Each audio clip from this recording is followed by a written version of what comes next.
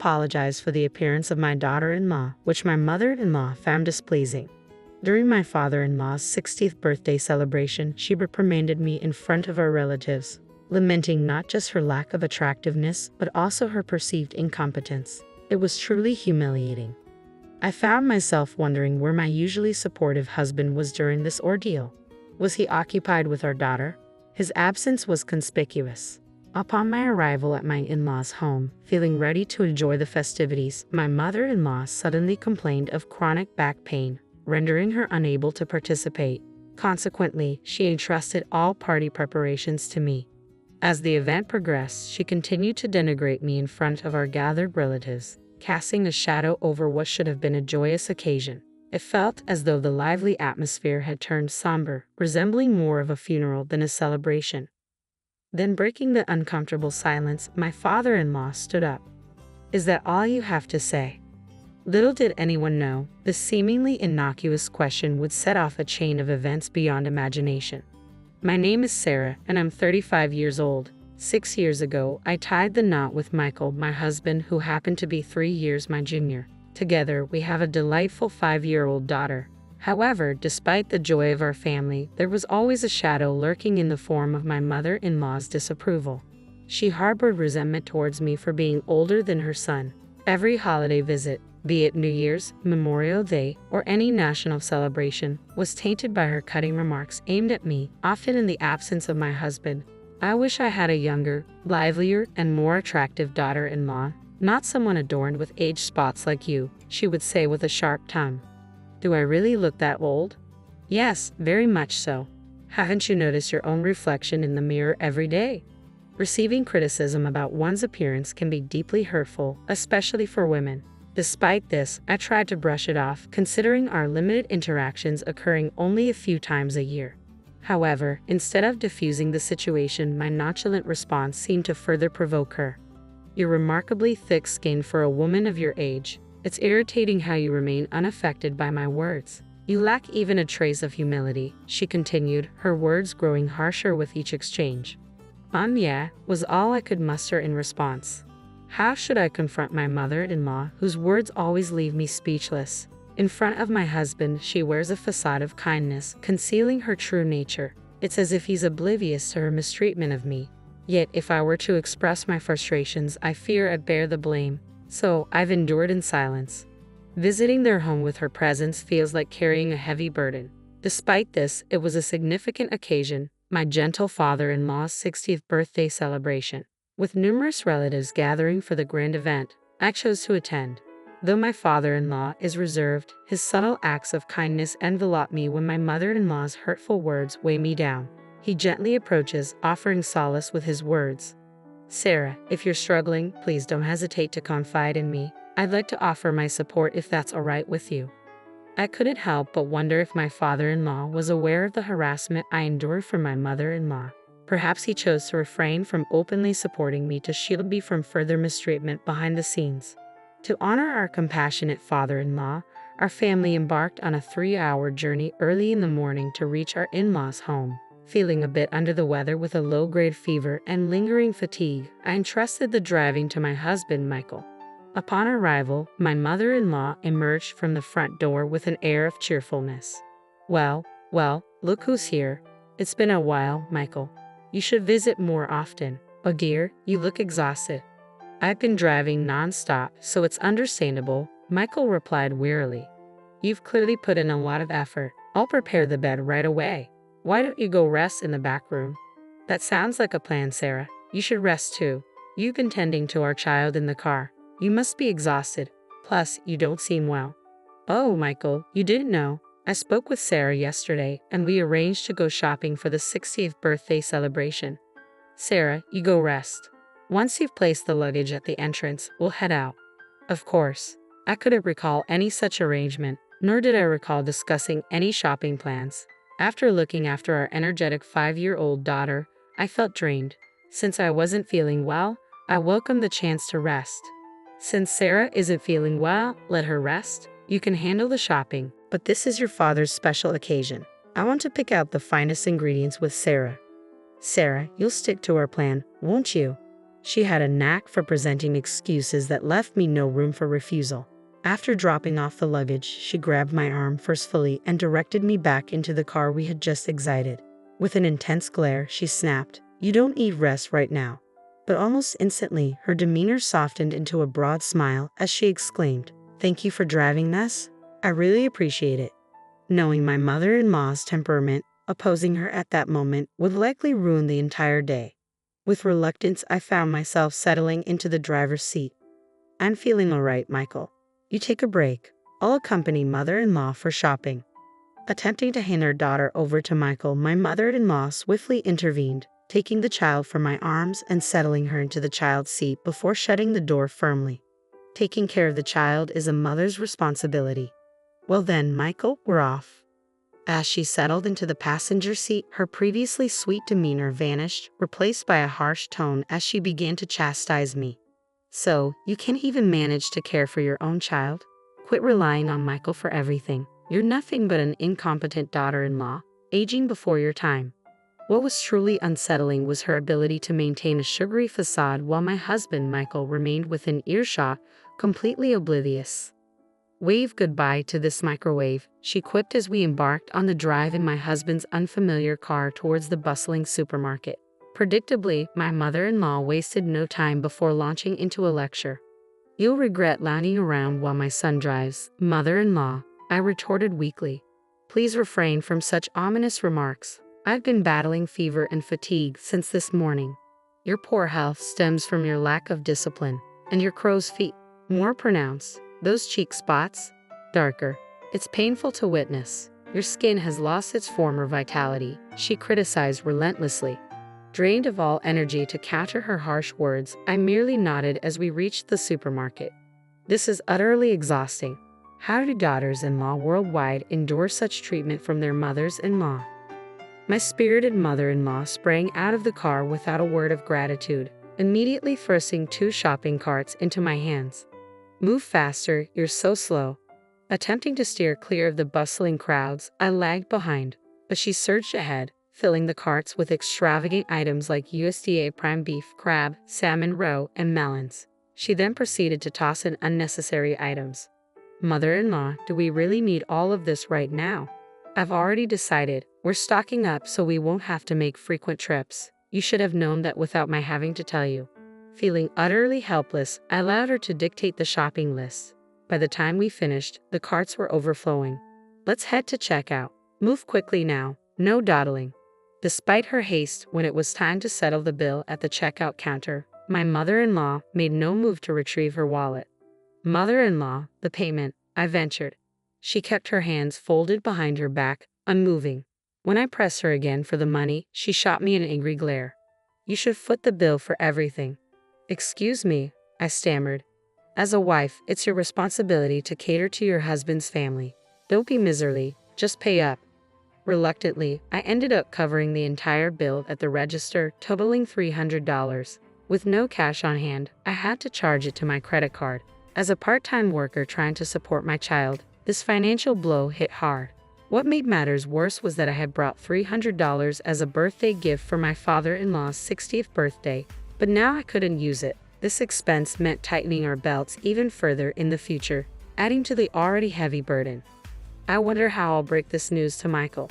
If I were to speak up about this treatment, my mother-in-law might cause a scene. During the car ride home, she continued her onslaught of insults, showcasing an impressive array of verbal attacks. On our arrival home, my husband remained fast asleep, likely exhausted.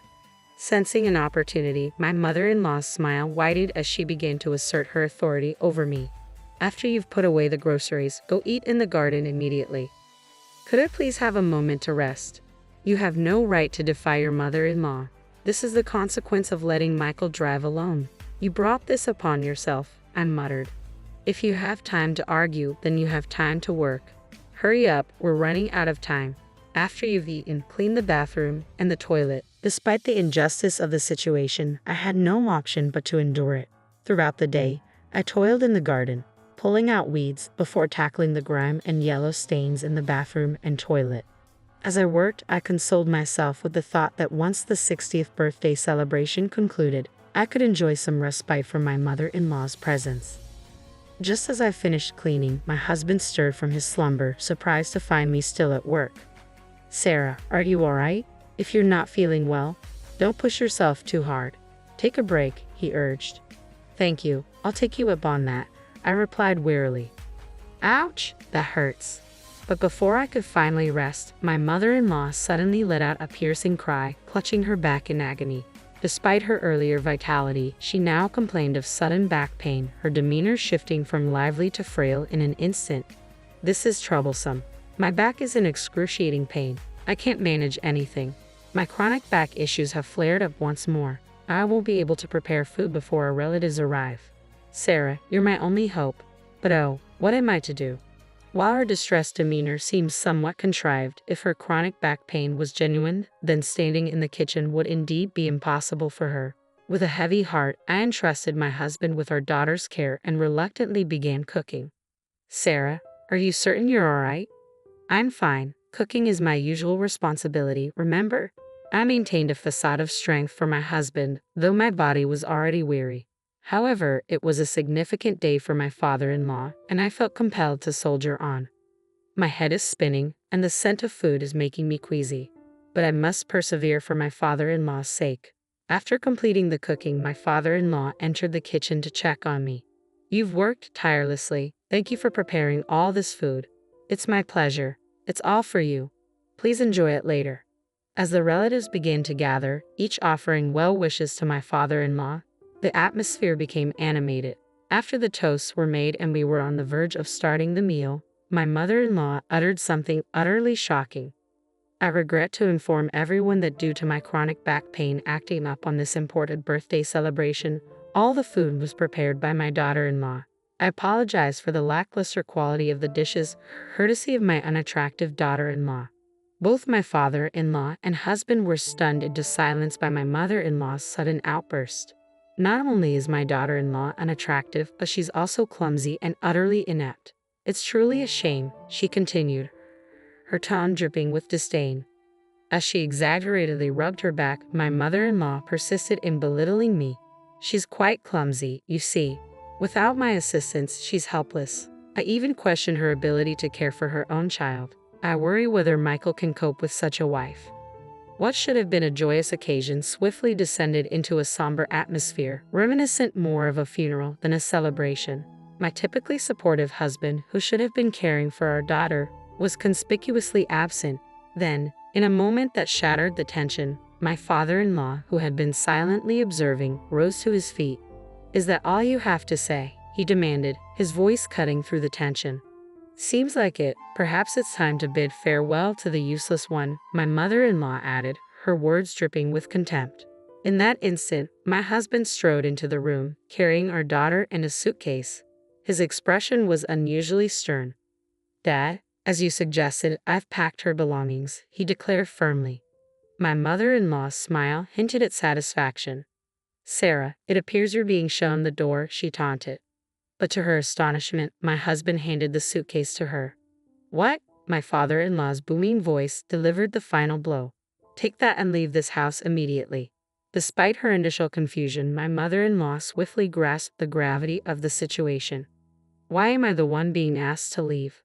It's Sarah who's incompetent. The bathroom is always covered in mold, the toilet left filthy, and you dare to label Sarah as useless when you hardly lift a finger to cook. And let's not forget how terribly you've treated her. I've had my fill. It's a mother-in-law's responsibility to guide her daughter-in-law. I was merely pointing out her flaws." "Guidance. Please. Do you think we're living in?" my father-in-law began, but the raised eyebrows of an enraged father-in-law left no room for support. Realizing she wouldn't garner any sympathy from him, my mother-in-law resorted to her usual theatrics, turning to my husband and bursting into tears. "Michael, don't get the wrong idea. Someday, we might have to take care of your father, right? So, I was trying to teach Sarah how to be a good wife, as difficult as that may have been. Taking care of him, that's a joke. I won't be fooled by you anymore. You've been mistreating Sarah all along, even today." Despite feeling unwell, she still came to celebrate Dad's 60th birthday. "Sarah volunteered to join the celebration, didn't she? Don't deny it. And you made her foot the bill for the groceries, didn't you?" I found a receipt from today in her bag when she was trying to get candies for our daughter. It clearly shows Sarah paid with her credit card. I just asked her to pay because I didn't have any cash on me. I was planning to reimburse her later, honestly. Really? If I hadn't noticed, you would have stayed silent about it. I've ignored the typical mother-in-law and daughter-in-law conflicts, but you've crossed a line. I'm tired of living with such a spiteful old woman. Witnessing my husband and father-in-law turn away from her, my mother-in-law reverted to her usual theatrics, blaming me with all her usual dramatic flair, tears streaming down her face. No, I haven't vocalized it, but it's undeniable that you've been mistreating me, isn't it? For the sake of my father-in-law and my husband, who had shown me unwavering support, I summoned the courage to speak the truth for the first time. I refused to let my mother-in-law continue to dictate the narrative. That's correct. We were informed by Mia. We're aware of the derogatory remarks you made about Sarah at the supermarket and in the car afterward. You forced Sarah to handle all the weeding and cleaning in the house. Yeah, Grandma was mean to Mommy. She made her clean lots of things. You can't just dismiss a child's words. Maya doesn't lie. Let's review the dash cam footage. That should clarify everything. Excellent suggestion, Sarah. I'll do that right away. Ignoring his mother's protests, Michael strode out to the parked car, starting the engine and pulling up the dash cam footage. The latest model, equipped to record both the road and the car's interior, provided crystal clear visuals, including facial expressions. It's all there. She said those things, I murmured.